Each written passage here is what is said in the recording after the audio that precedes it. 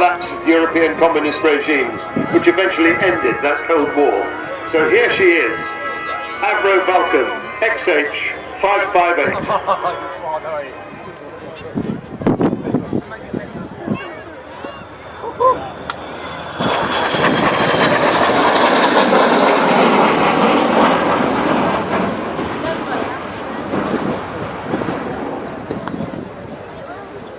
345 miles an hour.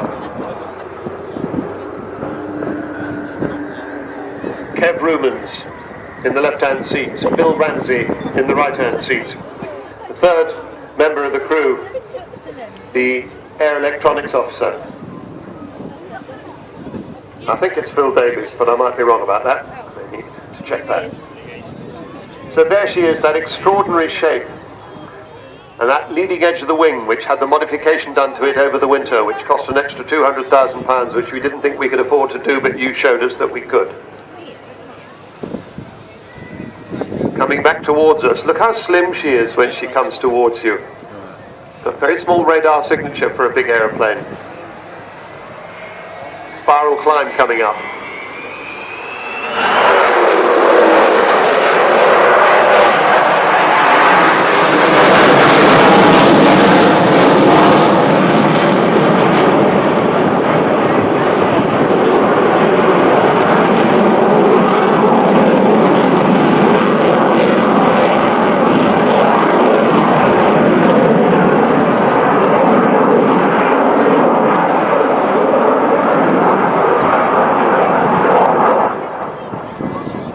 Magnificent sound of four Rolls-Royce Olympus 202 engines, 16,400 pounds of static thrust each, and the wheels coming down as she starts her descent from the spiral climb.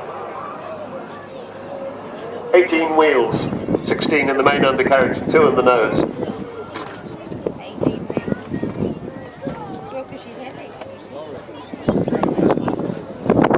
So you'll see her come by with the undercarriage down. Now you can be able to pick out some of the lettering on the undercarriage doors if you're close enough. Interesting when you look at the size, she's about the same size as a not very big Airbus airliner.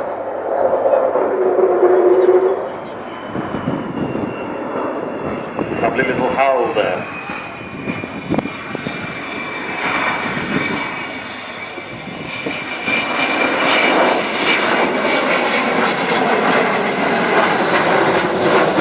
On the undercarriage door on the far side, you see one of the major sponsors had to repaint it because it was EADS, they changed the name.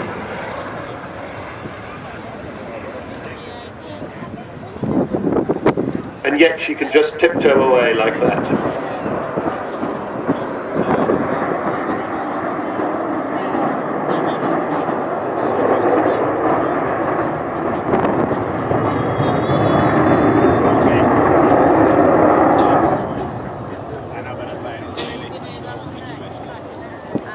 Well, I haven't seen this display before, but what I expect to see now is that as she comes past in front of us, we'll see the bomb bay open. This is the weapons bay that carried 21,000 pounds of conventional bombs, 21 1,000-pound bombs.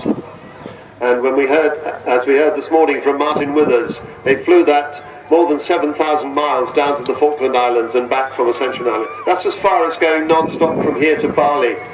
In the days long before that was ever thought of. Watch for the bomb doors opening. There they are.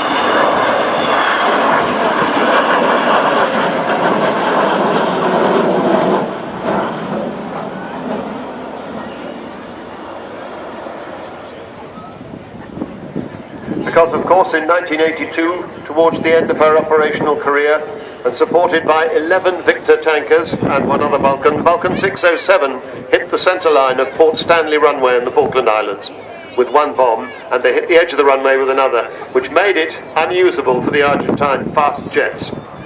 And until the Gulf War came along, it was the longest bombing raid in history, and it took no less than 18 air-to-air refuelings.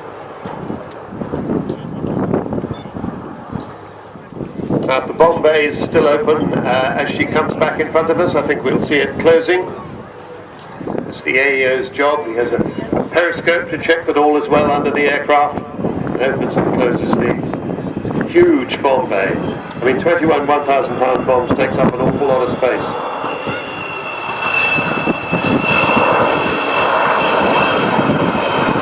You could have your name inside that bomb bay.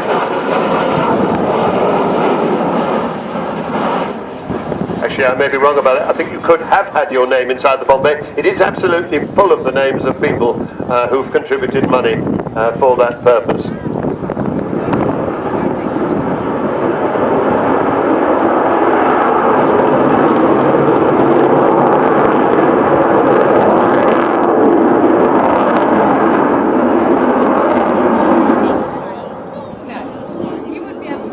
Much of the fundraising is done by the Vulcan to the Sky Club, has more than 8,000 members, one of the biggest aviation heritage support clubs in the world. They're running the Vulcan mini village here, off to the right of the control tower. If you're looking at the airfield, do go and see them when Vulcan's gone.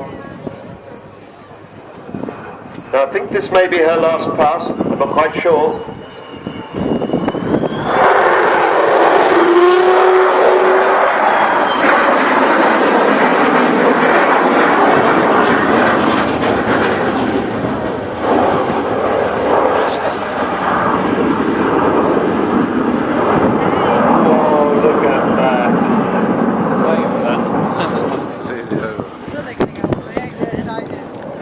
Vulcan and Kev Ruben's trademark.